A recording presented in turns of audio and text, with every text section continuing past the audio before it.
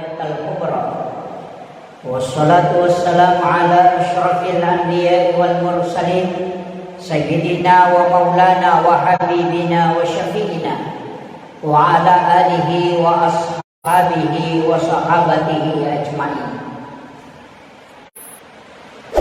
Ma'asyiral muslimin, sidang jamaah peringatan Isra wal Mi'raj yang insyaallah dirahmati dan dimuliakan oleh Allah Subhanahu Wa Ta'ala.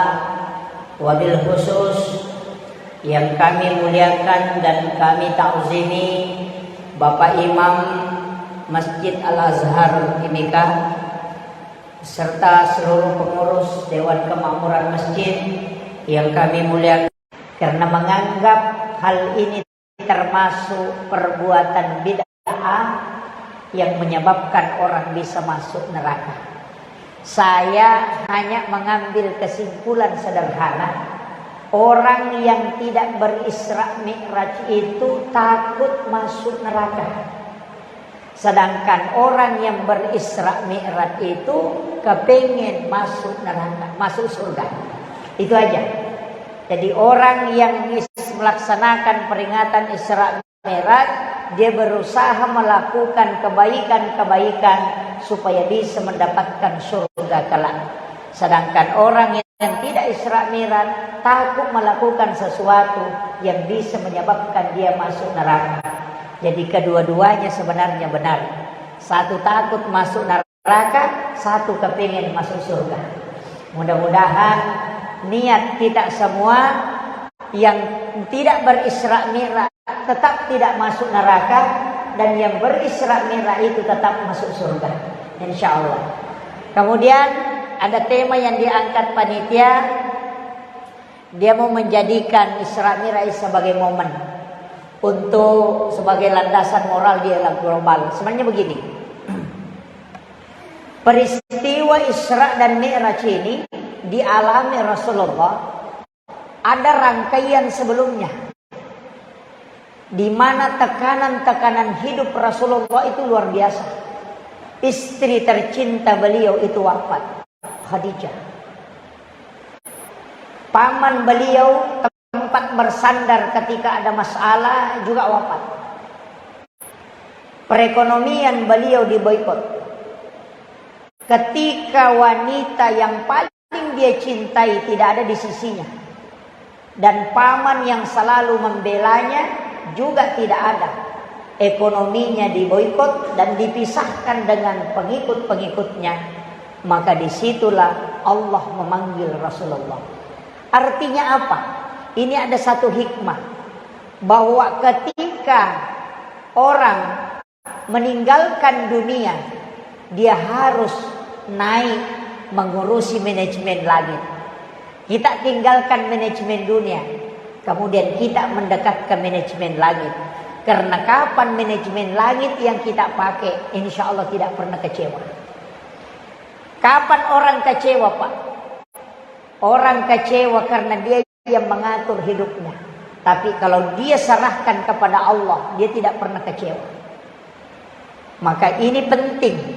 Mulai dari ekonomi yang kita jalankan setiap hari, tidak usah pikirkan. Yang penting berbuat. Kalau sudah buka toko, berdoa, berjualan, laku tidak laku urusannya Allah. Insya Allah tidak pusing. Yang pusing itu yang hitung terus. Menjual hari ini kira-kira berapa untungnya. Itu yang stres. Makanya kita sebenarnya hanya disuruh berbuat dan berdoa. Urusan terakhir serahkan kepada Allah. Semua, Pak. Dai juga begitu. Silahkan Anda ceramah, orang mau ikuti atau tidak ikuti, itu persoalan hidayah. Serahkan kepada Allah. Allah melihat prosesnya. Dia tidak melihat berapa orang yang ikut. Itu kuncinya. Supaya tidak pusing. Nah, ini kadang orang pusing, maka dalam hadis qudsi itu mengatakan, man lam yashkur ala na'mai walam yasbir ala balai walam yarda ala qadai falyakhruj minal ardi falyatlub rabban siwai. Ketika engkau tidak bisa mensyukuri nikmat yang Allah berikan, dan kau tidak bersabar atas musibah dan tidak ridho terhadap takdir, maka Allah mengatakan falyakhruj minal ardi, tinggalkan bumi.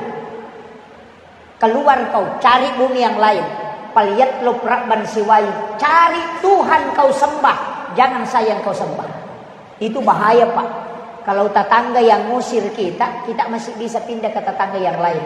Kalau bupati yang ngusir kita, bisa pindah ke kabupaten. Kalau Allah yang ngusir kita, kita mau kemana? Ini penting. Makanya kalau mau tawakal sepenuhnya, pakai sholat. Tapi ada peristiwa sebelum Rasulullah diperjalankan oleh malaikat Jibril menggunakan kendaraan yang disebut dengan burak, maka Rasulullah dibelah dadanya. Kemudian diambil air Sam-Sam, kemudian dicucilah jantung Rasulullah.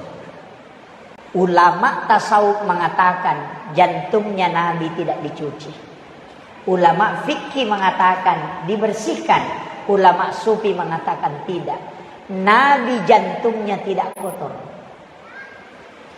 Hanya yang kotor itu dibersihkan. Nabi hatinya sudah bersih. Berarti dia tidak dibersihkan. Tapi Nabi di-upgrade jantungnya untuk lebih kuat lagi kalbunya. Jadi tidak mengatakan dibersihkan, tapi mengatakan ditambah hikmah. Ini kuncinya. Dan ingat, apakah air Sam-Sam yang dipakai itu menyebabkan Nabi menjadi mulia? Ulama mengatakan tidak. Air Sam-Sam menjadi mulia karena dia dipakai mencuci hatinya Rasulullah. Hajar Aswad itu mulia karena Nabi pernah menciumnya. Jadi bukan Nabi mulia, Hajar Aswad mulia karena Nabi tidak. Tapi karena Nabi Rasulullah yang menyebabkan Hajar Aswad itu menjadi mulia. Jangan katakan mulia Hajar Aswad karena dicium oleh Nabi, tidak. Yang menyebabkan Hajar Aswad mulia karena Nabi pernah menciumnya. Sekiranya Nabi tidak menciumnya ketika dia tawaf, selesai tawaf, maka sampai hari ini tidak ada orang yang mencium. Kemudian Baitul Ma'mur juga demikian. Dia mulia karena dia ditempati oleh Rasulullah. Makanya apapun yang disandarkan ke Nabi itu pasti mulia. Makanya peristiwa Isra Mi'raj ini ketika Nabi dibelah dadanya, kemudian diambil jantungnya, kemudian ditambah hikmah dengan menggunakan air Sam-Sam. Saya ingin kasih tahu, itulah sehingga orang yang mau sholat itu yang dibersihkan ada 4. Yang pertama an-nadhafah, yang kedua at-tuhur, yang ketiga at-tazkiyah, yang keempat as-sakah. Ini yang 4. An-nadhafatu minal iman, kebersihan adalah sebagian daripada iman. An-nadhafah itu kotoran yang kelihatan oleh mata, sampah. Makanya najis yang melekat pada diri kita, bersihkan sebelum sholat. Bersih itu ada 2. Ada bersih karena lahiriahnya, ada bersih karena hakiki. Sama dengan haram. Ada haram li satiha, ada haram li ghairiha. Kalau haram li satiha, bendanya yang haram. Kalau haram li ghairiha, prosesnya. Babi itu haram bendanya. Anjing, darah, bangkai, bendanya yang haram. Tapi kalau ayam itu halal. Tapi kalau ayamnya tetangga, itu haram. Jadi ingat, ada yang karena prosesnya. Nanti ini akan masuk di kajian sebelum sholat. Makanya an-nadhafatu minal iman. Bersihkan semua yang sampah-sampah yang ada pada diri kita. Kotoran-kotoran berupa najis. Itulah sehingga syarat pakaian yang mau dipakai harus suci, bersih dari najis. Yang kedua, bersihnya pakaian dari prosesnya. Ini yang bahaya. Kalau ada baju, kata Nabi, ini hadis sahih. Ketika ada pakaian yang kau beli dengan harga 10 dirham, 9 dirham uang halal, 1 dirham uang haram, kemudian kau pakai sholat, maka sholatmu tidak diterima. Nabi tidak mengatakan tidak sah, tapi dia mengatakan sholatmu tidak diterima. Ini yang bahaya.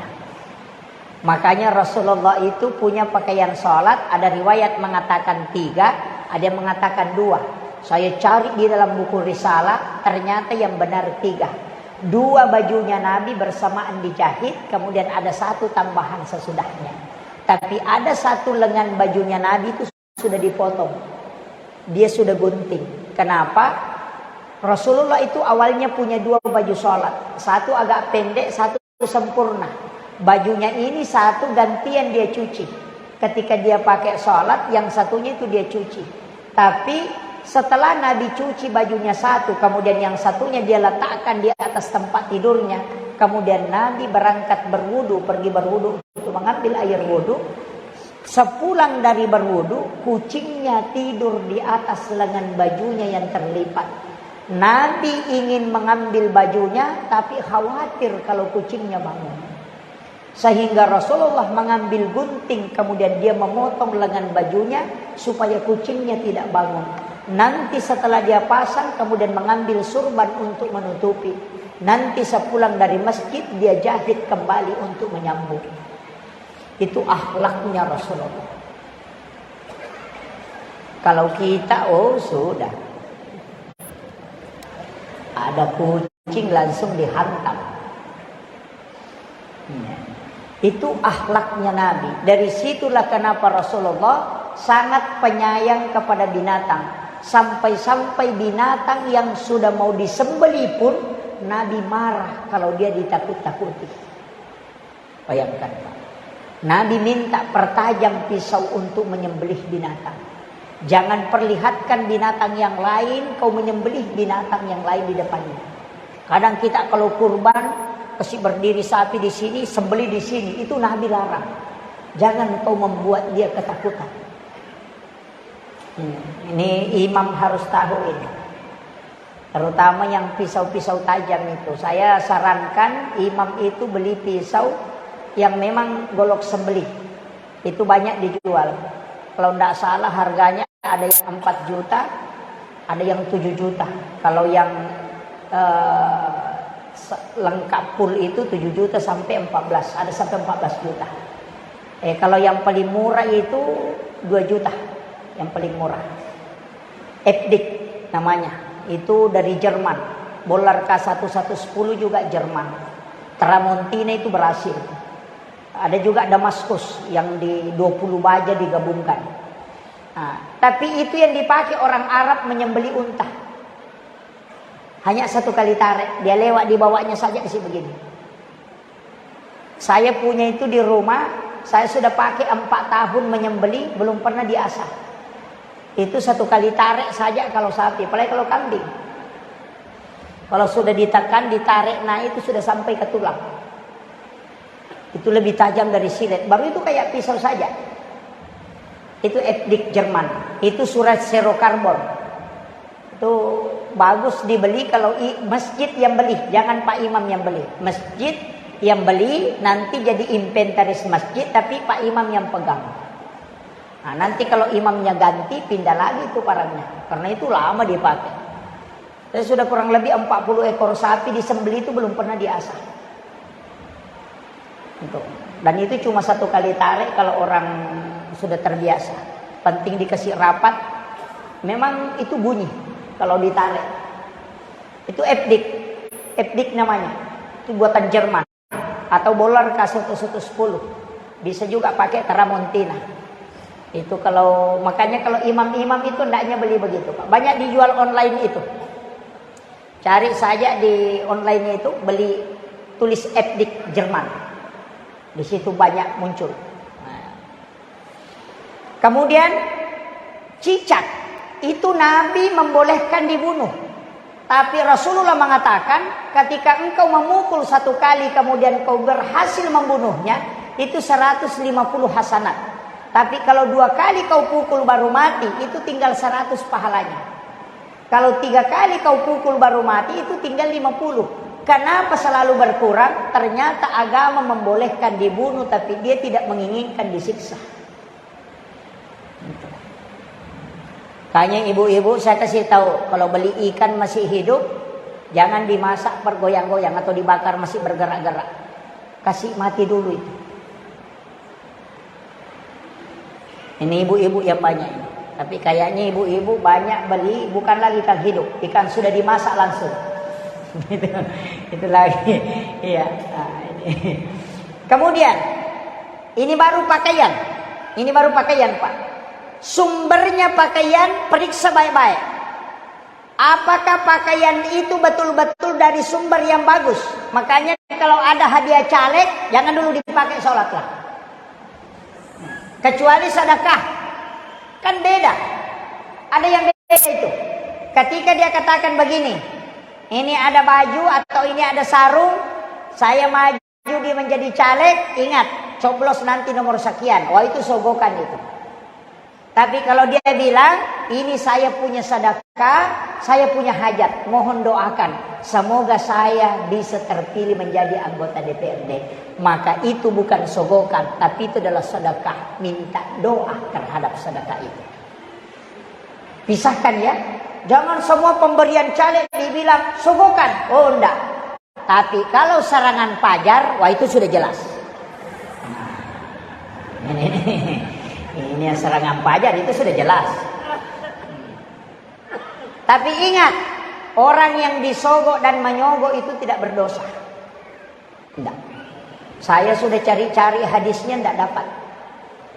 Apakah orang disogok dan menyogok itu berdosa? Tidak. Yang ada hadisnya itu ar-ra'si wal murtasi finnar. Orang yang disogok dan menyogok keduanya masuk neraka. Tidak berdosa itu. Iya. Iya. Kalau berdosa bisa bertaubat toh? Nah, itu. Kenapa Allah murka pada orang yang disogok dan menyogok? Karena Allah yang kasih kita hidup, Allah yang menjaga kehidupan kita. Dia berikan oksigen gratis, nitrogen juga gratis, kesehatan jantung yang selalu berdetak tidak pernah berhenti. Tiba-tiba ada yang kasih uang hanya sekian, langsung kita nurut ke sana. Allah pasti murka. Dari situlah kenapa dia berikan balasan neraka kepada orang yang mau menerima sogokan dan orang yang menyogok. Hati-hati, tapi tidak ada di sini, bisa aja. Tapi kayaknya datang ke sini tadi ya. Ada, insya Allah ini penting. Cuma ada di dalam kitab Fathul Mu'in itu bahwa boleh menggunakan money politik ketika agama diperjuangkan. Misalnya ada dua orang mau maju pemimpin, ini satu kalau maju pasti kampung ini rusak karena kejahatannya. Kalau ini ulama misalnya, dia pasti memperbaiki kampung. Jika harus dibayar kemudian dia bisa naik, maka bayar. Itu bukan sogokan, tapi itu mempertahankan agama. Itu ada kajian ulama seperti itu. Tapi kalau dua-duanya Islam, jangan pakai itu. Nah, ini harus ditahu. Jangan sembarang juga pakai hukum. Kemudian ini pakaian. Makanya saya mengatakan begini. Bikin satu pakaian atau dua. Pakaian itu khusus. Nanti dipakai kalau mau sholat. Selesai sholat, buka baju itu. Jangan pakai tidur. Jangan pakai jalan kaki kemana-mana. Tapi simpan. Nanti mau sholat kembali baru dipakai. Maka pakaian yang seperti itu akan membantu kita khusyuk dalam sholat. Itu kuncinya. Masalahnya biasa perempuan di kampung saya, bukan di sini. Di kampung saya. Ia matoro daster na pake mak pejabale. Ia matoro na pake mas susu pusat. Itu juga yang dipakai lap ingusnya. Itu juga na pakai mencuci. Itu juga na pakai mapel. Itu juga na pakai pergi menyapu. Itu juga na pakai pergi membersihkan semua tempat-tempat kotor. Tiba waktu sholat, dia berwudu, tidak diganti bajunya, cuma dilapisi dengan talkum. Padahal bajunya itu dia malu pakai ke pasar. Tapi dia tidak malu pakai berhadapan dengan Allah. Ini yang bahaya. Ulama kita mengatakan, kalau ada pakaianmu kau malu pakai ketemu Pak Bupati, mestinya kau lebih malu pakai pakaian itu ketemu dengan Allah. Makanya Kalau baju sholat, jaga betul-betul. Ini baru baju. Yang kedua ini kan an-nadhafah. Yang kedua at-tuhuru satrul iman. At-tuhuru itu masuk wudu. Karena wudu itu tidak membersihkan najis. Ingat, wudu itu tidak membersihkan najis. Artinya, kalau najis ada di tangan kita, mestinya dibersihkan dulu najisnya, baru berwudu. Dan orang yang sudah berwudu kena najis, wudunya tidak batal. Cuma tidak boleh sholat selama najis itu ada. Makanya orang yang sudah berwudu kemudian injak tai ayam, maka bersihkan tai ayamnya, tidak usah diulang wudunya. Kan begitu. Berarti menurut ulama kita, dia mengambil kesimpulan, berarti wudu adalah at-tuhuru, hakikat. Makanya yang dibersihkan tangan, karena ini yang banyak dosanya. Ini yang hantam orang, ini yang tunjuk orang. Ini yang tanda tangan, ini yang cukek-cukek. Ini juga yang kobik-kobik begini di HP. Ini yang suka men-share-share. Makanya ini dibersihkan. Yang kedua ini, lidah ini juga banyak dosanya. Ini yang ngomel ke kiri kemana. Kemudian ini hidung. Kadang dia cium dulu, baru dia bilang kayak sudah basi, padahal sudah habis dia makan. Di sini juga dia cuci mukanya karena itu mata. Mata ini juga yang banyak dosanya. Kemudian kepala diusap, itu pikiran, telinga, pendengaran. Semua yang tersentuh dengan dosa, maka itulah yang dibasuh. Maka dia mengatakan wudu itu adalah kesucian, bukan kebersihan biasa. Sehingga dia mengatakan begini, ulama sufi mengatakan, ketika wudumu kau sudah pakai berbohong, itu sudah kotor, jangan kau pakai sholat. Ini ulama sufi. Jadi kau pura mau pakai mak beli jenekmu aja mau pakai masam pajak. Kalau kau sudah pakai marah-marah wudumu, tidak usah pakai sholat, karena itu sudah kotor. Memang ulama sufi begitu Pak. Ulama tasawuf itu kalau singgah di warung, bayar dulu baru makan. Kalau kita nanti kenyang baru bayar. Ya. Padahal KFC itu bayar dulu baru makan toh. Yahudi itu Pak punya ajaran tasawuf. Jalankan tasawufnya Yahudi. Kita umat Islam nanti kenyang, tusuk gigi tanya berapa mas? Ulama tasawuf mengatakan begini, ketika engkau makan dulu baru bayar, tidak ada bedanya kau mengambil mangganya orang, nanti sudah kau makan baru kau minta, itu sama. Itu bahaya Pak. Nah, ini jangan coba-coba singgah terus di warung ya. Kalau tidak bayar dulu baru makan. Ini kalau kita agak masuk sedikit ke hakikatnya. Ulama tasawuf itu tidak akan singgah di WC masjid buang air kecil. Itu pantangan. Kenapa? Dia menganggap itu adalah penghinaan. Kalau ulama fikih, Imam Asy-Syafi'i, saya baca kitabnya, orang yang singgah di WC masjid buang air kecil, buang air besar, itu makruh hukumnya. Makanya kalau mau tinggalkan tempat itu, berwudu dulu. Supaya kau melakukan sunnah untuk menutupi yang makruh. Itu Imam Syafi'i.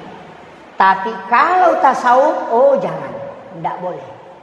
Bahkan ulama sufi yang telaten itu tidak akan minum dan makan di kendaraan yang sementara berjalan. Karena dia mengatakan mobil yang berjalan kemudian kita minum itu sama dengan minum berjalan. Tapi kalau naik pesawat 8 jam, Pak, insya Allah haus. makanya saya kasih tahu, tasawuf itu agak berat. Makanya itu kena masuk adab. Yang ketiga, ulama tasawuf itu tidak akan makan dan minum pada sesuatu kecuali dia diserahkan langsung.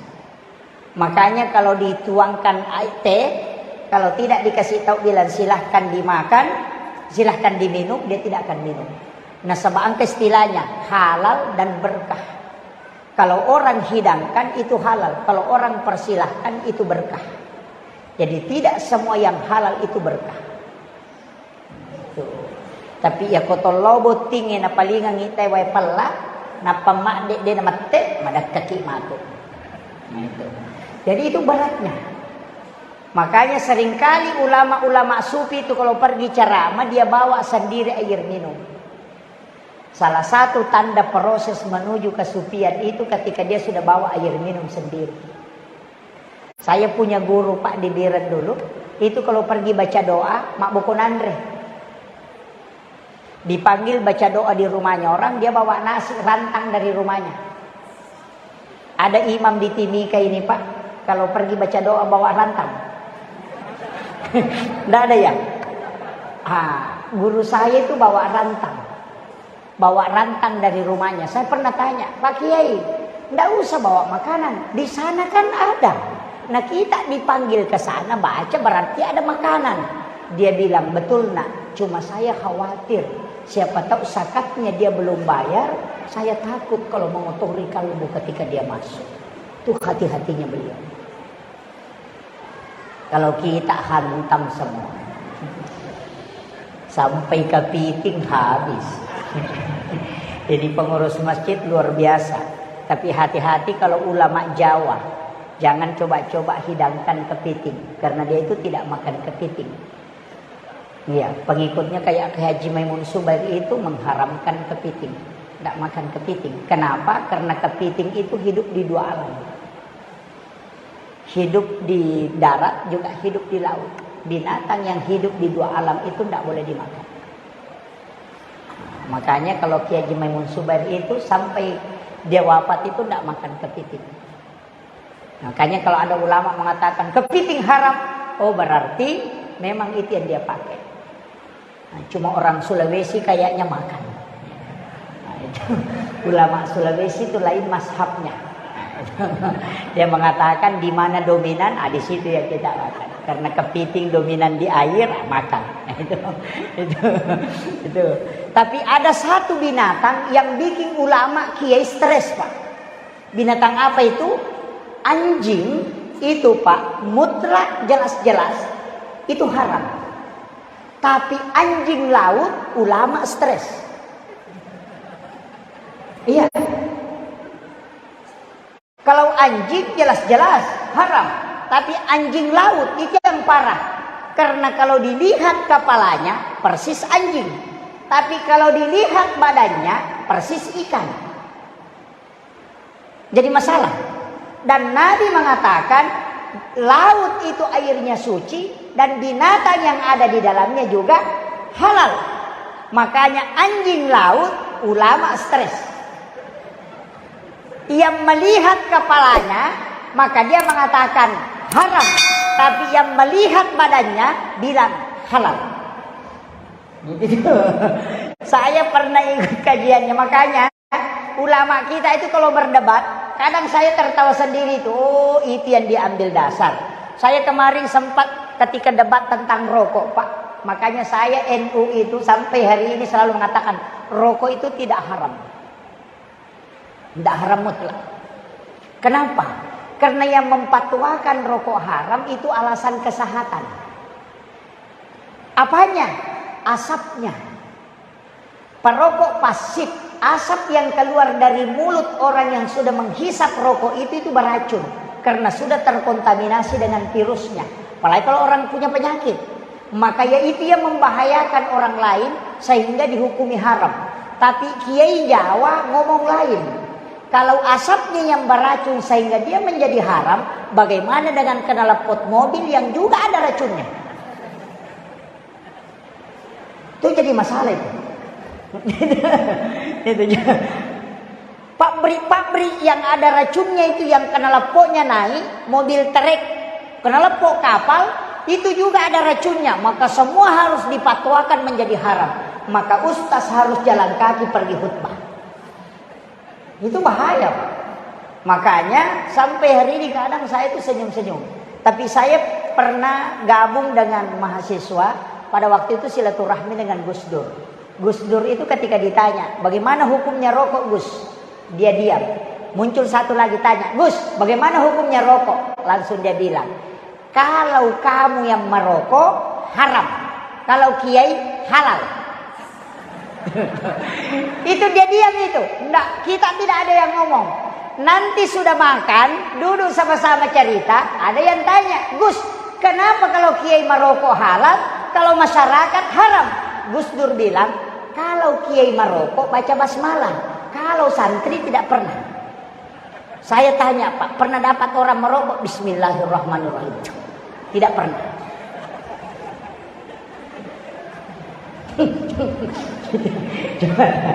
Itu Gus Dur itu luar biasa. Dia bilang kalau kiai itu baca basmalah, kalau kamu tidak pernah. Coba periksa.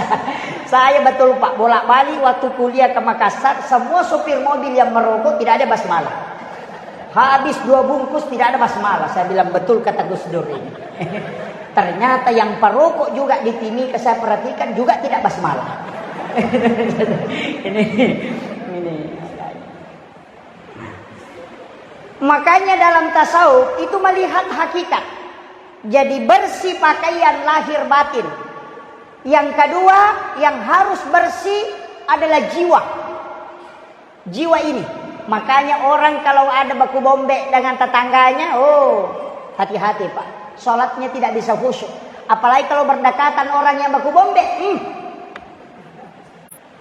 Bilang kalau saya salam bersamaan kepalanya ke sini, wah ini masalah. Tidak bisa khusyuk. Makanya kalau ada masalah, selesaikan dulu baru sholat. Makanya kong ke ibu-ibu cokdo, jangan lewat 1 waktu sholat. Kalau ngambek, kalau maghrib, jangan kasih sampai isya. Udah berhenti. Angkapo tu makun recokdo, mak beni 2 penina pemaingan. Ada. Itu bahaya. Ibu-ibu ini jangan bikin susah suami, Pak. Jangan kasih susah suami. Karena suami ini tekanannya luar biasa. Apalagi mencari perekonomian sekarang susah, Pak. Ibu-ibu ini kadang terlalu banyak ongkosnya kalau di kampung saya karena bajunya tidak pernah cukup. Makanya majelis taklim di kampung itu biasa ibu-ibu stres. Karena 2 kali pengajian ganti seragam lagi. Iya. Makanya bukan majelis taklim tapi majelis seragam. Iya. Tapi di Mimika ini insya Allah tidak. Ada yang paling parah, belum lunas ongkos jahit yang dulu, menjahit lagi. Nah, itu ada, itu yang bahaya Pak. Tapi tidak ada di sini Bu tahu? Hah? Oh ada. Wah itu bahaya. Ya, itu bajunya perempuan memang tidak ada habisnya Pak. Laki-laki itu jasnya biasa 10 tahun tidak diganti. Itu aja. Bahkan saya pernah dapat jas laki-laki Pak, jas yang dia pakai menikah, dia pakai kasih menikah anaknya. 45 tahun tidak dia ganti. Iya. Iya. Kalau perempuan, oh jangan Pak. Jangankan 1 tahun, 2 bulan. Dan perempuan itu ada dosanya Pak. Belum pakai baju sudah berdosa. Karena baru ngambil bajunya, langsung dia bilang. Nanti orang bilang itu terus nak pakai. Padahal tidak pernah orang bilang. Hah? Iya. Pemakada tu nasa makalima tu tetulia mana na pakai padahal dia nak kena kada tahu ya lena mi makada. Ini yang bahaya. Tapi tidak ada di sini Bu toh. Alhamdulillah selamat Ibu. Kemudian bersih pakaian, bersih jiwa, pandangan. Makanya ulama tasawuf mengatakan melihat perempuan itu batal wudu. Artinya bukan melihat secara lahiriah, tapi melihat dengan pandangan syahwat. Kau pergi berwudu, cuci matamu, supaya itu tidak menghalangimu untuk khusyuk di hadapan Allah nanti. Makanya Imam Malik kalau dia berjalan dari rumahnya selalu tunduk melihat ke jalan, karena takut kalau melihat perempuan ketika berpapasan. Kalau kita Pak melotot, tidak ada remnya,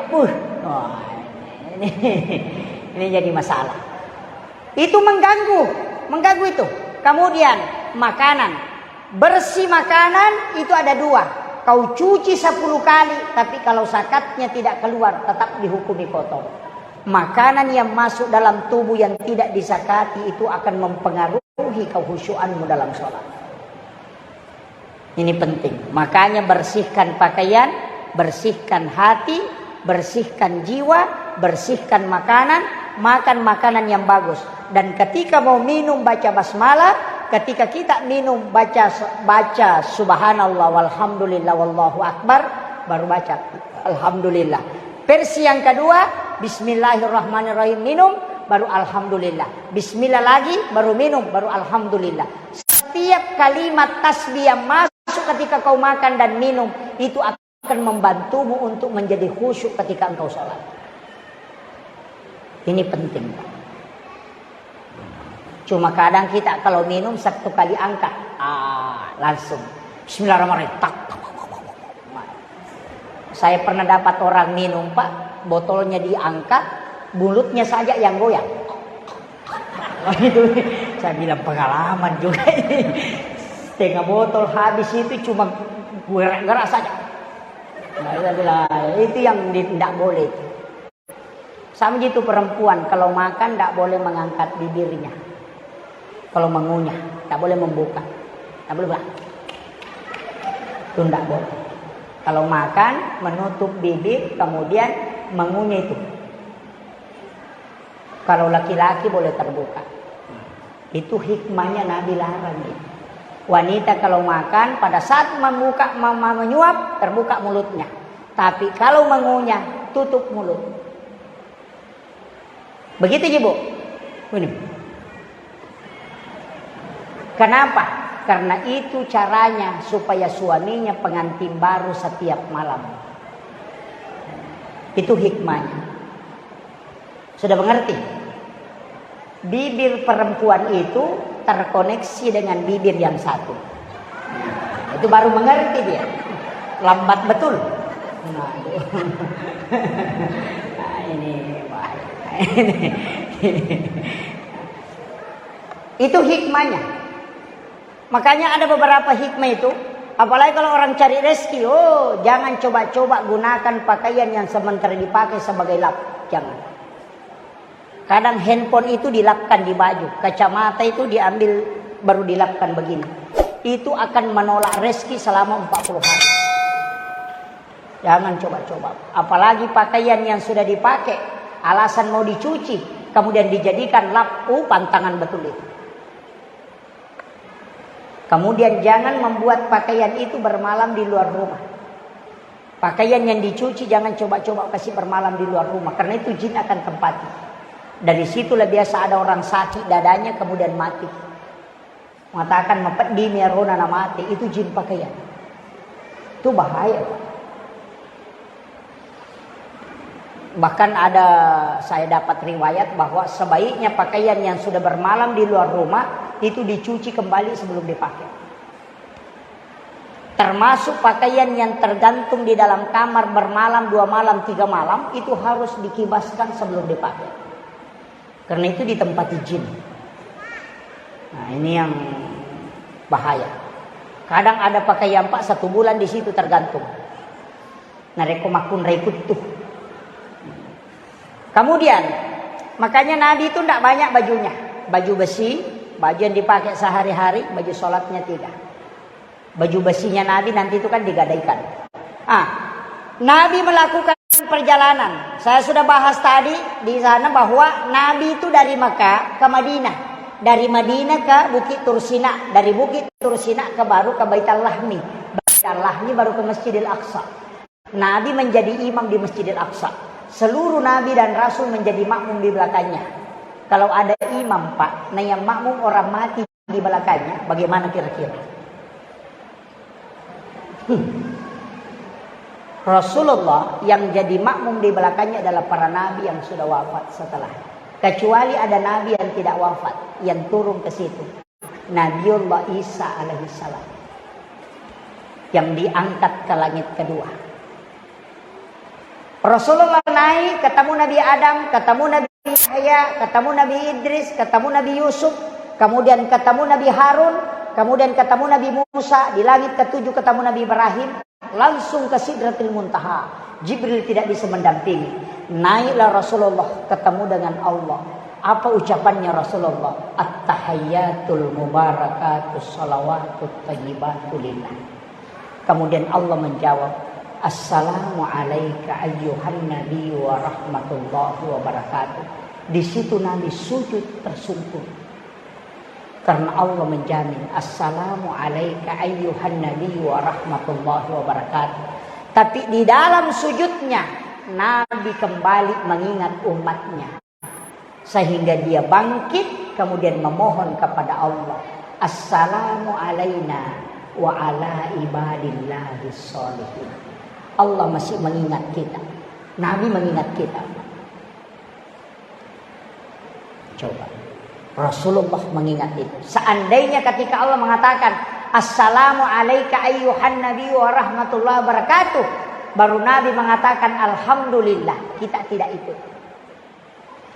Tapi Rasulullah tidak. Dia sujud memohon kepada Allah. Apa yang dia minta?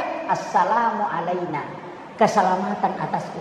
Wa ala ibadillahi sholihin. Itu Rasulullah. Setelah itu Rasulullah turun, ketemu Nabi Ibrahim. Disitulah menerima perintah sholat. Ketika ketemu Nabi Ibrahim, ditanya sama Nabi Ibrahim, apa yang kau bawa Muhammad? Ini Nabi Ibrahim Pak bertanya lain-lain. Mestinya dia tanya, apa yang kau lakukan di hadapan Allah? Tapi apa yang dia tanyakan? Apa yang kau bawa? Nabi mengatakan sholat. Berapa? 50. Tapi memang begitu kayaknya Pak. Kalau orang Indonesia ke Malaysia, di sana ditanya, kau bawa apa? Baje. Kalau orang Malaysia ke Indonesia, dia bawa apa? Milo. Orang dari umrah pulang dari umrah tidak ditanya bagaimana tawafmu, bagaimana sa'i. Yang ditanyakan apa yang dia bawa? Sajadah, kurma, cilah. Itu tulia mirun aku tanang. Aga na bawah, di nakada aga mau pigau. Dan dari situlah dikatakan sholat adalah oleh-oleh. Makanya Nabi Ibrahim bertanya, apa yang kau bawa Muhammad? Sholat berapa? 50. Nabi Ibrahim mengatakan, saya titip salam, mohon doakan aku. Makanya dari situlah ada kalimat kama shallaita ala Ibrahim. Tapi Nabi Ibrahim janjikan, saya akan memberikan syafaat pahala untuk umatmu Muhammad yang melakukan itu. Nah, itu syafaat pahalanya Nabi Ibrahim banyak sekali dari garam itu. Karena dia yang bersedekah garam. Makanya tidak ada orang di dunia tidak makan garam. Itu sedekahnya Ibrahim. Kemudian turun Rasulullah, ketemu Nabi Musa. Nabi Musa di langit ke-6. Nabi Musa itu ketika Rasulullah ketemu menangis Nabi Musa. Kenapa? Dia bilang, kok ada Nabi junior belakangan tapi lebih banyak pengikutnya yang selamat masuk surga. Dan dia bisa melewati saya. Tapi ketika Nabi ketemu Nabi Musa di langit ke-6 turun, Nabi Musa bertanya, apa yang kau bawa Muhammad? Rasul mengatakan, sholat. Berapa? 50. Nabi Musa langsung protes. Tunggu dulu Muhammad, itu kebanyakan. Umatku saja tidak mampu melakukan sebanyak itu. Apalagi umatmu. Untung betul Pak ada Nabi Musa. Seandainya tidak ada Nabi Musa, tamamana nih neraka. Yang paling parah yang saya pikirkan Pak, muazzin. 50 kali mau bolak-balik azan, astagfirullah. Tidak duduk di rumahnya, kembali lagi. Nah, ini makanya, tapi itu muazzin Pak luar biasa. Karena satu-satunya pegawai masjid, pengurus masjid yang besar jaminannya masuk surga itu muazzin. Mengalahkan imam. Jadi kalau pilih Pak, mau pilih pekerjaan cepat masuk surga jadi muazzin. Nabi mengatakan man a'zana hamsa salawatin summa mata pada halal jannah. Siapa yang azan 5 waktu kemudian mati maka dia masuk surga. Man a'zana hamsa sana, siapa yang azan 5 tahun kemudian meninggal wajib alaikumul jannah, wajib dia masuk surga. Bukan imam, muazzin Pak, 5 tahun muazzin. Tidak ada yang ganti-ganti, wajib masuk surga. Saya pernah tanyakan sama Gurutta, Pak Prof, kenapa muazzin itu dijamin masuk surga tinggi sekali jaminannya, padahal imam belakangan. Dia bilang, oh memang lebih tinggi muazzin. Karena itu muazzin tidak pernah ada muazzin terlambat. Pernah lihat muazzin sudah azan orang baru datang? Tidak pernah. Kalau imam biasa sudah azan orang baru datang. Yang kedua, muazzin itu pasti menunggu waktu sholat. Yang ketiga, muazzin itu sholat sunnahnya lengkap. Sudah azan dia sholat. Tapi sekarang Pak banyak macamnya muazzin. Ada juga muazzin masih pakai helm dia sudah azan. Karena terlambat. Saya pernah dapat Pak. Tapi ada yang parah di kampung. Masjid waktu azan. Saya putar ke masjid, terkunci semua pintu. Tapi itu azan. Saya buka keran air, tidak ada air menyala, tidak ada air mengalir. Banyak teh cicak. Saya lihat di mana ini orang azan. Saya bilang, oh mungkin di dalam. Saya lihat sandalnya juga tidak ada. Saya duduklah di situ di dekat pintu masjid menunggu kapan dia buka. Sudah azan belum berhenti. Langsung ada anak muda jalan, dia tidak pakai baju dari pos ronda. Langsung dia tanya, bikin apa di situ Pak? Saya bilang, saya mau sholat. Tadi sudah azan, nanti ini masjid terkunci. Dia bilang, oh memang dikunci Pak. Nanti maghrib baru buka. Saya bilang, ada orang azan tadi. Dia bilang, tidak. Itu kabalnya menara, dia sambung ke rumahnya. Ternyata dia azan di rumahnya, sambung ke menara. Saya bilang, ini juga. Masjid kita, apalagi ini dibangun lagi. Saya selalu kasih tahu, usahakan ada uang kita masuk kalau membangun masjid, biar tidak banyak. Orang yang paling beruntung yang ada bangunannya di masjid itu. Ustaz itu Pak paling belakangan masuk surga.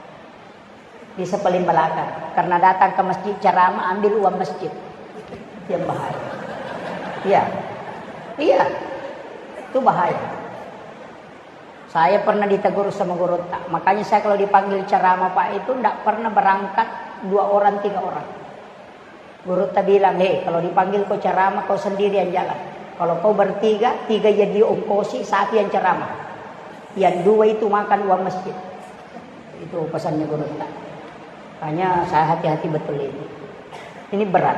Makanya paling bagus itu Pak, kalau ada penceramah diambil kalau Ramadan, ada imam kita kontrak kalau Ramadan, jangan ambil uang saldo masjid.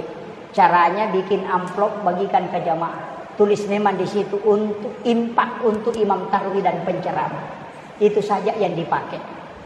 Jangan gabungkan dengan uang masjid. Karena di dalam uang masjid itu ada uangnya anak yatim, ada uangnya fakir miskin. Dia ingin melihat masjidnya bagus padahal dia butuh juga membeli beras. Tapi dia sedekahkan. Datang ustaz, dikasih, dia belikan bakso. Wah ini yang parah. Itu teguran ulama kita itu luar biasa Pak. Makanya saya selalu sampaikan di masjid dekat pondok saya itu, saya selalu kasih begitu. Setiap imam tarwih dengan saya memang bagikan amplop. Saya tulis namanya Hajianu, saya kasih. Nanti datang di masjid dibaca Hajianu 5.000, pasti malu dia. Masa Hajianu 5.000? Karena kadang-kala juga kalau karena Allah yang memanfaatkan yang si kikir ini. Karena Allah betul. Ini betul. Ini makanya ada metode itu yang kita bisa pakai. Kemudian Rasulullah ketemu Nabi Musa. Nabi Musa mengatakan, Muhammad, kau naik minta kepada Allah. Naiklah Rasulullah, dikurangi 5. Dengan penuh gembira Rasulullah turun. Ketemu Nabi Musa lagi. Nabi Musa katakan, berapa Muhammad? Rasulullah mengatakan, sudah dikurangi 5 Musa. Nabi Musa mengatakan, itu masih banyak. Naik kau lagi minta kurang. Naik lagi Rasulullah minta, dikurangi lagi 5. Turun lagi tinggal 40. 9 kali Nabi bolak-balik, tinggal 5. Nabi Musa mengatakan, tanya, Muhammad berapa lagi? Rasulullah mengatakan, tinggal 5 Musa. Nabi Musa bilang, naik kau lagi minta. Rasul berpikir, setiap saya 1 kali naik dikurangi 5. Ini tinggal 5. Kalau saya naik berarti habis. Maka wajar Nabi tidak naik. Rasulullah mengatakan, ya Musa, aku berat dan malu di hadapan Allah. Coba, apa kata Nabi Musa? Ini kalimatnya Nabi Musa yang saya dapat Pak di kitab. Apa kata Musa? Ahmad Ruhullah, Muhammad Habibullah. 2 kalimat ini yang sangat dalam maknanya Pak. Nabi Musa mengatakan Ahmad Ruhullah. Itu akalnya Nabi Musa. Karena Nabi Musa tidak pernah melihat Allah di dunia. Hanya mendengarkan kalimat-kalimatnya Allah. Tapi dia tidak pernah melihat wajah Allah.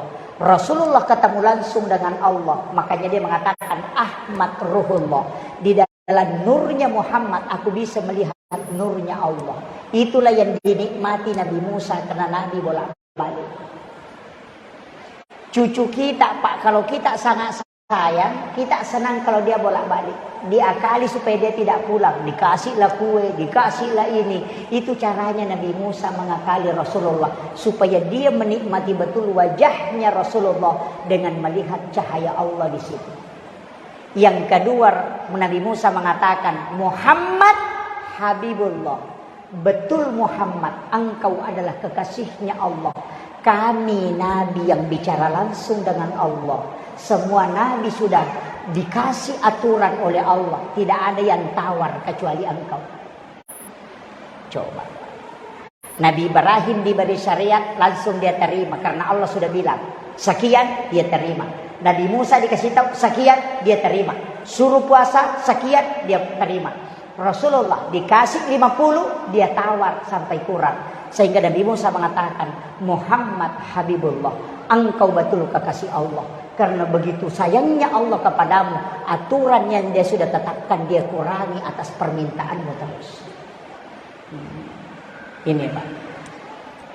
Untung ada Nabi Musa. Tapi apa hikmahnya Pak? Saya dapat dan pesan ulama. Saya pernah kasih tahu. Kalau khatib duduk di mimbar untuk mengambil khutbah kedua pada hari Jumat. Dia duduk di atas mimbar untuk mengambil khutbah kedua. Letakkan tangan kanan di dada sebelah kiri. Tekan di sini. Kemudian baca Ahmad Ruhullah Muhammad Habibullah. Baca. Kalau engkau akan mendapatkan syafaatnya Rasulullah. Sudah hafal Pak? Ahmad Ruhullah Muhammad Habibullah. Setelah itu Rasulullah turun, ketemu Nabi Adam. Nabi Adam yang kasih doa, fil alamina innaka hamidun majid. Maka sempurna. Tapi setelah Nabi turun ke bumi, sholat 2 hari menangis. Kenapa menangis? Dia ingat yang dikasih. Bayangkan menghadap ke Pak Gubernur, dikasih bantuan 50 miliar, tapi dikurangi, tinggal 5 miliar yang sampai. Nabi menangis karena mengingat ibadah yang dia senangi itu dikurangi. Tapi datanglah malaikat Jibril mengobati Rasulullah. 50 rakaat, tinggal 17 rakaat, 5 kali dikerjakan. Setelah Nabi meneteskan air mata, Jibril datang membisik. Engkau diberi zikir Subhanallah 33, Alhamdulillah 33, Allahu Akbar 33. Kenapa 33? 17 rakaat ditambah 33, itu 50 jumlahnya. Itulah yang menjadi total sholat yang kita diberikan sebelumnya. Makanya ulama kita mengatakan zikir yang sesudah sholat 33 jangan ditambah, jangan dikurangi. Karena itu yang menyempurnakan rakaat sholat yang ditinggalkan oleh Rasulullah. Tapi ada yang baca cepat. La radiyantu maulana subhanallah subhanallah. Alhamdulillah bendu. Allahu akbar bar. Ada yang lebih parah. La radiyantu subhanallah. Alhamdulillah. Allahu akbar. Amin. Fatihah. Wih. Karena itu baca. Saya senang di sini, Pak. Masjid di Mimika ini luar biasa. Saya tadi ke sana doanya kencang. Saya dari di sana kalau kencana doanya kencang juga. Di sini kencang. Saya bilang ini yang membuat berkah di kampung ini. Doa itu luar biasa. Ada juga imam Pak berdoa enggak tahu apa dia bilang. Ujungnya saja jelas maut. Tapi jamaahnya juga pintar, langsung kejar saja. Amin.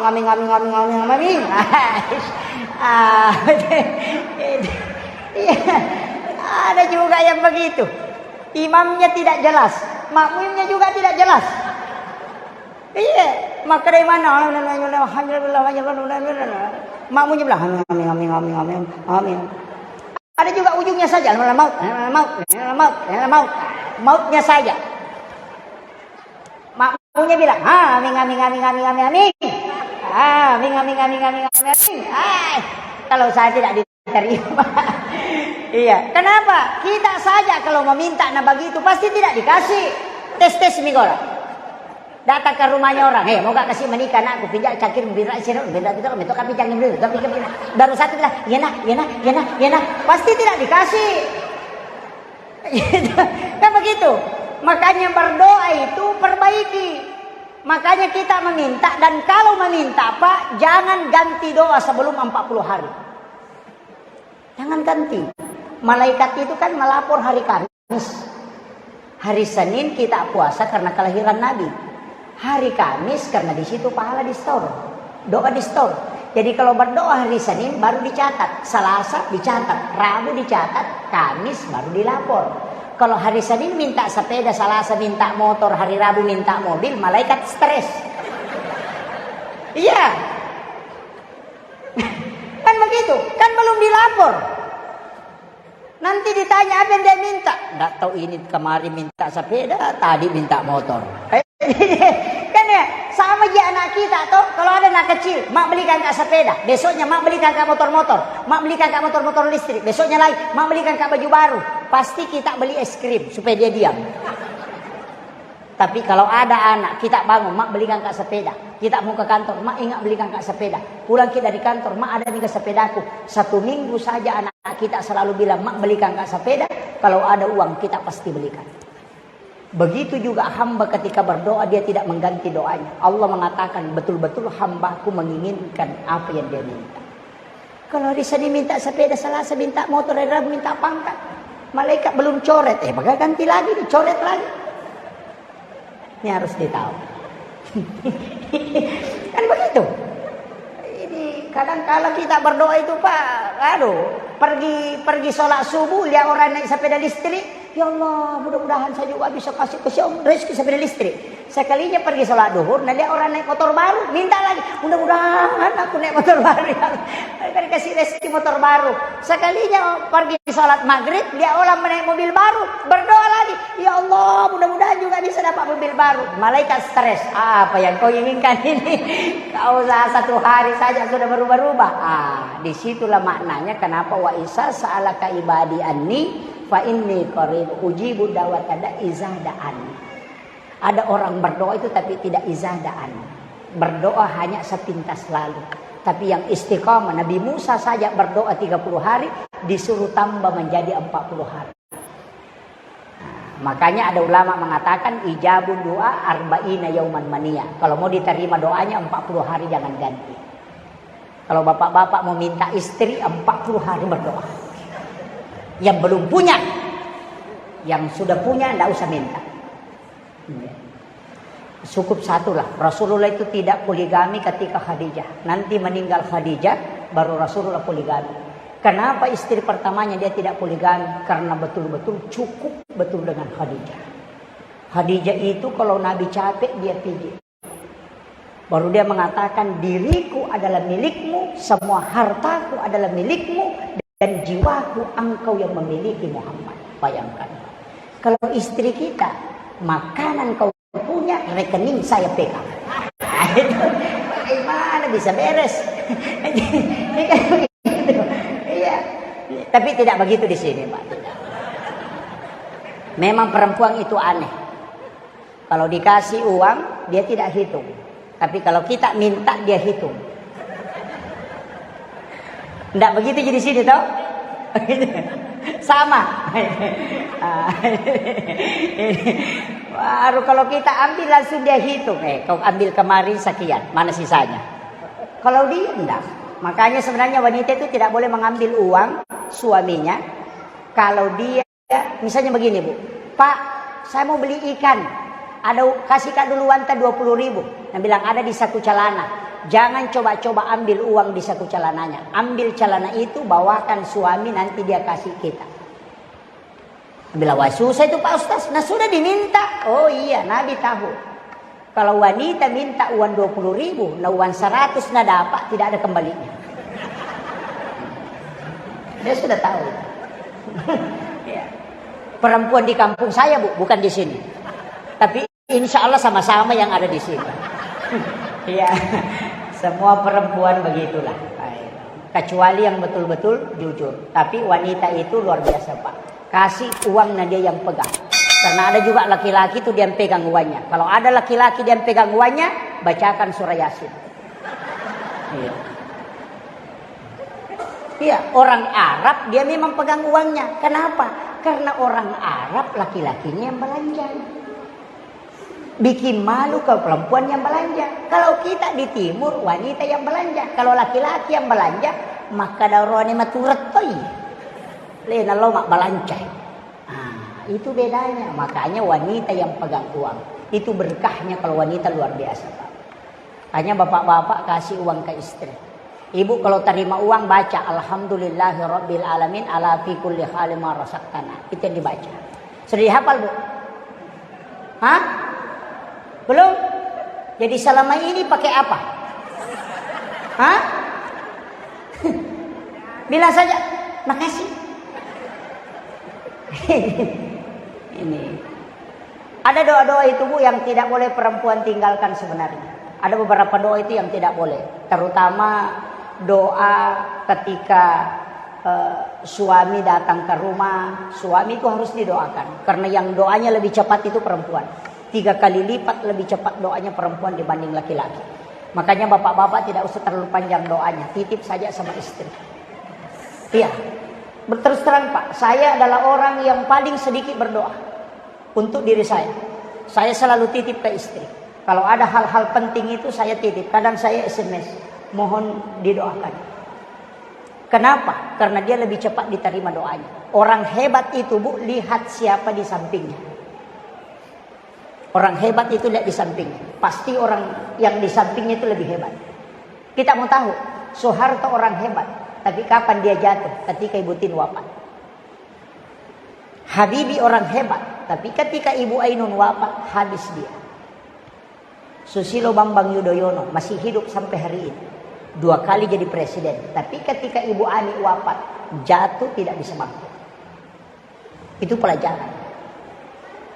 Bahwa wanita yang ada di samping kita, itulah yang membuat rahmat Allah selalu melekat pada diri kita. Maka itu bisa jadi pilihan. Bahwa siapa yang paling besar kasih sayangnya kepada istrinya, maka pasti hidupnya berkah. Tapi siapa yang sering bikin jengkel atau menangis istrinya, lihat kehidupannya pasti pontang-panting. Itu kuncinya. Dan itu konsensus, Pak. Makanya kuncinya kalau mau hidup berkah, kasih sayangmu ke istri. Itu saja. Makanya kiai itu banyak takut sama istrinya. Bukan istrinya yang dia takuti. Takut kalau Allah murka kepadanya. Itu kuncinya. Kiai saya itu kalau istrinya ngomel langsung diam. Jadi salah satu juga contoh wali itu Pak. Kalau istrinya dia sudah takut sama istri itu sudah makam wali itu. Kalau ada suami paling takut itu sama istrinya, itu contoh wali itu. Contoh waliullah itu salah satu isyarat kewalian itu. Tapi memang ada perempuan yang tidak bisa ditundukkan. Yang penting kalau ada wati di ujungnya pasti tidak bisa ditundukkan. Sukmawati, Rahmawati, Patmawati, Iwati, tidak bisa tunduk itu. Kalau ada suami di sini istrinya ada wati di ujungnya, atun rutoto ni nanaki kang kamate. Insyaallah. Tetap kita lu kiloro. Ya, coba cari. Kalau ada perempuan Sukmawati, dia itu lemewi mapangewang. Patmawati juga begitu, Rahmawati, yang penting ada wati di ujungnya. Pasti panenakam. Ya. Tapi kalau dia jadi pemimpin pasti hebat. Karena dia bisa menundukkan laki-laki. Coba lihat Megawati, ya itu. itu Patmawati, ya itu kena. Dan itu dikasih tahu Gurutta. Jadi Gurutta itu sudah ngaji kitab khusus. Ada kitab itu memang fikih anatomi namanya. Dia tahu betul itu. Melihat mukanya orang, oh ini orang begini sifatnya. Ada memang Pak. Maka dari Gurutta yang kata buku ingat nama kalsilasi itu. Kalau hidungnya bengkok begini, nah itu. Tinggi akal jahatnya itu. Ya kong kata mapalisu anina, ada pelisunya lahilayawa, ya kong kagaga naleko jamu mario apa nalape mamatu. Pesan na Gurutta itu. Ya nang katau malampe amputuna pacan ringet tuh. Itu ulama sudah tahu itu. Nang katau macam nama bulu-bulu arona nak magampa tu kelasnya kita tahu. Nang katau malampe isina malamba arona masak gak. Itu Gurutta sudah tahu itu. Karena memang tanda-tanda itu ada. Tapi tidak usah dibahas semua itu. Kemudian jadikan sholat sebagai alat untuk komunikasi langsung dengan Allah. Karena satu-satunya ibadah yang tidak pakai perantara hanya sholat. Tidak pakai perantara, Pak. Malaikat tidak. Orang yang sujud dengan ikhlas, malaikat dan iblis tidak tahu apa yang dia minta. Karena Allah mengatakan, ikhlas adalah rahasia dari sekian banyak rahasia yang aku miliki. Makanya ada namanya ilmu ikhlas. Saya kasih tahu bapak-bapak, kalau punya mobil di Minika ini, kalau punya mobil, beli bensin, simpan di dalam mobil, tutup rapat di botol aqua, kasih masuk di kantong plastik, kemudian simpan di jok mobil. Niatkan, saya bawa mobil ada orang kehabisan bensin, saya akan kasih bensin itu untuk dia pakai. Maka itu adalah amal ikhlas. Yang kadang orang tidak sangka-sangka bisa menolong orang, maka itu bisa dipakai bertawassul. Saya dikasih tahu sama Gurutta, kalau punya mobil nak siapkan bensin di situ. Kalau motor saya itu Pak selalu ada selang panjang itu untuk mengisap bensin. Biasa sementara perjalanan ada orang kehabisan bensin, saya kasih. Ulama kita mengatakan kalau doa nak kadang kau lupa, tapi selama bensin itu ada di kendaraanmu tidak akan kena musibah, karena ada malaikat rahmat yang menjaganya. Itu ilmunya ulama. Tapi ada tapinya. Kalau ngisi bensin kendaraan, jangan patok. Jangan bilang 100.000, 200.000. Jangan. Bilang saja isi full. Atau bilang isi saja. Saya tidak pernah bilang 10.000, 20.000, tidak pernah. Itu pesan guru saya. Kalau kau nanti nak isi bensin, kalau ada kendaraanmu, pokoknya kasih tahu. Jangan patok. Kasih tahu saja isi. Kalau kau sudah lihat, oh ini sudah hampir 20.000, kalau 20.000 cuma kasih tahu, bilang stop. Baru kau kasih, bilang ambil sisanya. Kenapa? Ulama kita mengatakan setiap bensin yang masuk ada sedekahmu, namona tunua pitawi kendaraanmu dek tonan riab. Itu pesannya. Dan terbukti Pak, motornya 2 rumah terbakar, di tengah-tengah ada motor mengantarai, 2 motor ini terbakar, di tengahnya terbakar, cuma motornya yang tidak. Makanya orang yang bagus zakatnya Pak, api tidak mau membakar. Makanya kalau ada pedagang yang terbakar rumahnya, berarti zakatnya itu salah-salah. Tapi kalau tidak terbakar berarti bagus zakatnya. Karena memang api tidak mau merusak kalau dia milik Allah. Nabi Ibrahim tidak terbakar oleh api karena dia milik Allah. Maka titip kepada Allah hartamu supaya dia selamat. Itu kuncinya. Tapi bagaimana Pak Ustaz? Suami mau dititip sama Allah? Iya, ada doanya juga. Tapi saya kasih tahu, ini ilmu dari Gurutta. Saya cari di hadis tidak dapat. Kalau mau beli kendaraan, beli hari Senin. Kalau mau beli kendaraan, beli hari Senin. Jangan beli hari Jumat. Kenapa kalau hari Senin? Karena rezeki ditetapkan di hari Senin. Kalau kau beli kendaraan hari Senin, insya Allah tidak hancur, sudah ada penggantinya. Tapi jangan salah paham Pak. Kalau menikah hari Senin tidak tua, tidak ada penggantinya. Jangan. Cukup kendaraan. Yang kedua, pesannya Gurutta. Kalau kau mau daftarkan anakmu masuk sekolah, daftar hari Selasa. Supaya dia bisa berhasil. Kenapa hari Selasa? Karena ilmu diciptakan di hari Selasa. Itu pesan beliau. Saya betul mengatakan, oh ternyata betul juga ya. Makanya itu ada ilmunya. Tapi kalau kendaraan, jangan coba-coba beli hari Jumat. Magai, pasti napan rasa-rasa kok. Karena hari Jumat bukan untuk harta, tapi itu untuk ibadah. Itu kuncinya. Makanya ulama kita itu menggariskan itu. Tapi saya cari hadisnya tidak dapat. Kemudian yang terakhir, salat saya mengatakan jadikan sebagai komunikasi langsung. Makanya ada salat Pak, namanya salat hajat, ada salat musafir, ada salat istihara, ada salat taubat. Kenapa ada taubat? Kenapa pakai salat? Kalau doa masih bisa terhalang, tapi kalau salat langsung tembus kepada Allah. Makanya sholat adalah alat, bukan tujuan. Ketika engkau punya masalah, maka ambil air wudhu, sujud, minta di dalam sujudmu. Orang sekarang kalau dapat masalah, kasih masuk di Facebook. Langsung bikin status, hatiku hancur, menyesal aku, padahal sudah 5 cucunya. Datang orang yang suka mengganggu, bikin komentar, sabar say. Ini yang bahaya. Perlu hati-hati. Makanya ulama kita mengajarkan, dalam kehidupan ini jadikan sholat sebagai alat untuk komunikasi langsung. Tapi sholat itu Pak ada hikmahnya masing-masing. Saya tadi katakan terakhir, sholat sunat subuh. Kalau sholat sunat subuh, alam nasrah rakaat pertama, alam tarakai rakaat kedua, itu untuk panjang umur. Dan sekaligus tidak akan kena penyakit tulang, termasuk penyakit lutut dan punggung. Kalau ada biasa sakit-sakit punggungnya, itu yang kita baca pada sholat sunat subuh, alam nasrah dan alam tarakai pada rakaat kedua. Alam nasrah rakaat pertama, liila fi Quraisyin rakaat kedua. Ini untuk anggota dewan, para pejabat, ini yang kita amalkan. Alam nasrah rakaat pertama, liila fi Quraisyin rakaat kedua. Tidak ada musuhmu yang bisa mencelakaimu. Itu hadis Nabi, saya dapat di kitabnya Imamul Ghazali. Yang ketiga, Qul ya ayyuhal kafirun rakaat pertama, Qul huwallahu ahad 3 kali pada rakaat kedua. Sama kalau kita bersedekah emas seperti bumi besarnya. Itu di kitab Hasinatul Asrar. Itulah makna rakaatanil fajri khairum minad dunya wa ma fiha. Mana yang kita mau pakai? Pak berapa di Lekah?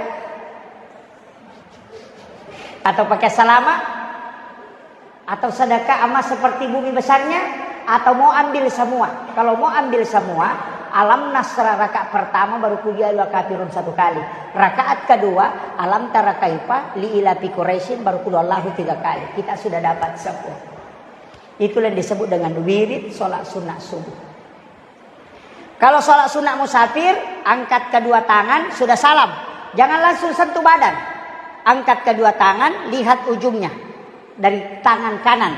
Innalladzi farada 'alaikal qur'ana laradduka ila mi'ad. Baru kita tiupkan, usapkan. Yana tunasa tawi wujuri bolan. Sayyidina Ali karamallahu wajhah mengatakan, siapa yang membaca doa ini sesudah sholat sunat musafir, tidak akan patah tulangnya, darahnya tidak akan menetes, kulitnya tidak akan sobek hingga dia kembali di tempatnya. Tapalak di Pak Dongan lah. Hah? Aja nana ya rota pakai. Kan ada orang Bugis begitu. Baru dia lihat begini. Oh enggak, pakai itu. Sholat sunat musafir 2 rakaat, angkat kedua tangan, pas lurus dengan badan, lihat di sini. Ke sini baru kembali. Baru tiup, usapkan.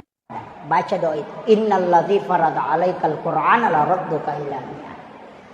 Apa lagi? Depa, sabarak. Ya, itu doa pendek, tapi itu luar biasa manfaatnya. Itu diberikan ke Sayyidina Ali karamallahu wajhah. Kenapa Ali disebut karamallahu wajhah Pak? Karena dikeramatkan wajahnya, karena dia tidak pernah melihat kemaluannya selama hidupnya, sehingga disebut karamallahu wajhah. Kita Pak kemaluannya orang yang mau dilihat, makanya tidak bisa keramat. Itu karamallahu wajah itu dari situ. Bahkan berubah bacaan sholat Rabbana lakal hamd menjadi sami Allahu liman hamidah dari kalimat Allahu Akbar. Itu gara-gara Sayyidina Ali. Itu sedekahnya Sayyidina Ali Pak. Ketika dia kehabisan makanan, dia masih bisa bersedekah. Malaikat Jibril uji dengan memberi uang 600 dirham langsung. Itu Sayyidina Ali. Makanya sedekah yang paling bagus itu kalau sudah habis uang, tinggal itu sedekahkan. Habis baru minta. Dikasih itu. Karena selama ada uang di kantong, kita mengatakan ada ji, biar tidak ada tetap ada. Itu tidak beruntawakal. Maka ini yang penting saya sampaikan. Mudah-mudahan ini ada hikmahnya. Kalau tidak ada kita bisa ambil dari awal sampai akhir. Satu hal yang saya akan sampaikan, sholat ini jangan coba-coba pernah tinggalkan Pak. Sesibuk apapun kita tetap sholat. Sejelek apapun akhlak kita tetap sholat. Kenapa? Karena sholatlah yang menyebabkan kita bisa mendapatkan rahmat dari Allah. Rasulullah akan mengenali orang yang sholat. Makanya disebut mu'hul ibadah, kepalanya ibadah. Kalau ada orang mati dan tidak ada kepalanya, pasti kita tidak kenal.